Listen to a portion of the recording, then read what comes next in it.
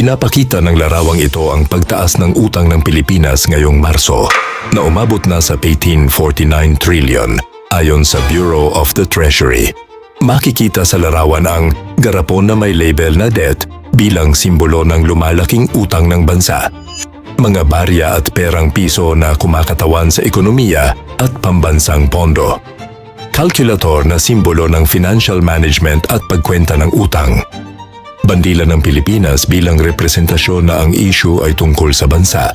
Ayon sa impormasyon, tumaas ng 328.43 bilyon ang utang kumpara noong Pebrero.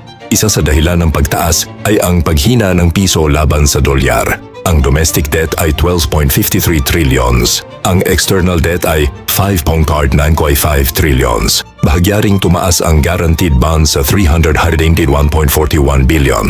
Ipinapakita ng larawan ng hamon sa ekonomiya ng Pilipinas at kung paano naaapektuhan ng utang, foreign exchange at government borrowing ang bansa.